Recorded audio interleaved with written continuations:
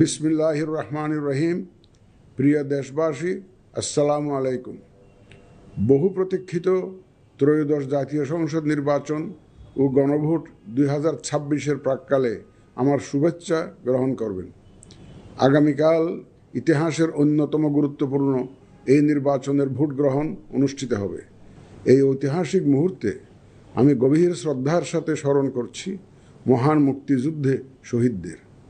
আরও স্মরণ করছি জুলাই গণ অভ্যুত্থানে শহীদদের, যাদের রক্তের বিনিময়ে আমরা আজ গণতান্ত্রিক উত্তরণের দ্বার প্রান্তে পৌঁছেছি। আমি তাদের রুহের মাগফিরাত কামনা করছি।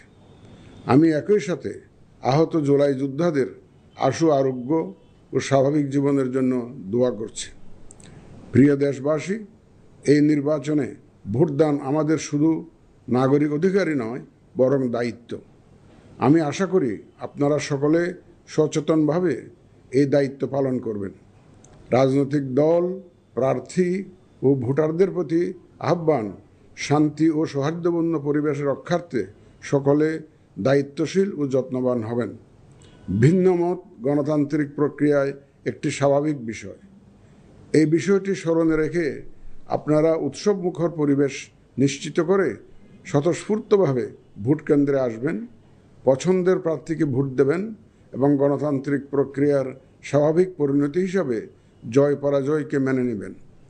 ভোটার, প্রার্থী, নির্বাচন সংশ্লিষ্ট কর্মকর্তা, আইন প্রয়োগকারী সংস্থা, সাংবাদিক, পর্যবেক্ষক, সেবা প্রদানকারী সংস্থা ও ব্যক্তিসহ সংশ্লিষ্ট সকলের কাছে অনুরোধ, ব্যক্তিগত কষ্ট ক্লেশ তুচ্ছ করে জাতীয় নির্বাচনের এই মহতী ব্যবস্থাকে সহযোগিতা করে সার্থক করে তুলুন।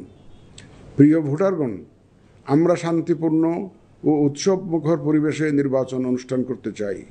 যে কোনো অনভিপ্রেত ঘটনা মোকাবেলায় নির্বাচনী কর্মকর্তা, মাঠ পর্যায়ে কর্মরত বিচারিক ও নির্বাহী ম্যাজিস্ট্রেট এবং আইন প্রয়োগকারী সংস্থাকে সহায়তা করুন।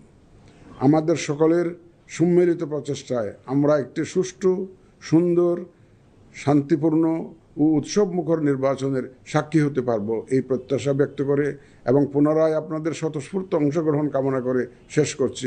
মহান আল্লাহ আমাদের সহায়।